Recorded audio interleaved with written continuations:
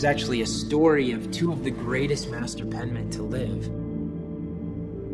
Well, the two were sitting down across the table from one another, and F.B. Courtney wrote a word on a piece of paper and threw it across the table, and he said, "Accomplish that if you can." And so Mataraz turned the paper over, wrote another word, threw it across the table, and he says, "Accomplish that in a lifetime if you can." And so it was this life pursuit that they were after. It was honing the hand, learning the disciplines of whole arm movement and muscular movement to reach one pinnacle moment that was forever captured in a single letter. So I will fill a page with the same letter over and over and over, just so that when it comes time for me to execute that letter in an actual piece, I'm able to do so without thought, that it's already imprinted into who I am, into my makeup, and into my muscle memory, that I can execute it when the time comes.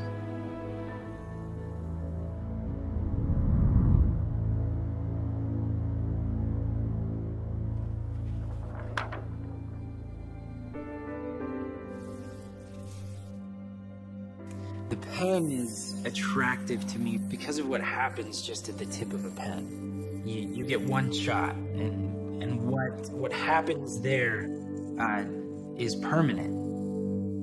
And so you're putting in all of the motion that your body already naturally does down on paper. You're recording the ergonomics of the human body. In my calligraphy artwork, I am trying to preserve the past and forge the future. What I am taking from these old artists are these things that they have found true and beautiful, and so I am essentially curating them into another art piece.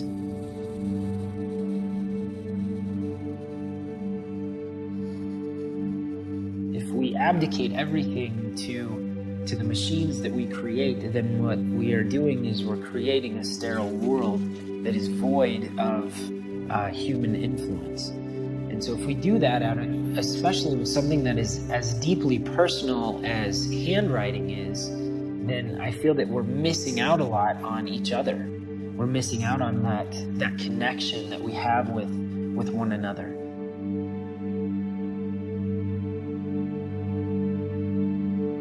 As one stroke builds off of another, so one man's heritage builds off of another's. Because what was once beautiful in the past and is still beautiful today holds the promise that it will be beautiful in the future.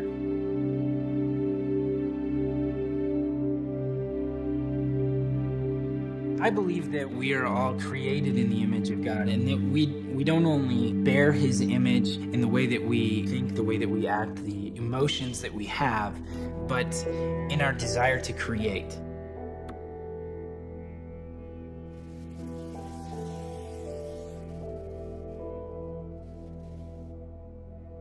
I believe that the things that God impresses upon us, the things that we find we are passionate about, He was first passionate about. So I see this passion in me to create is the most intimate way that I know God.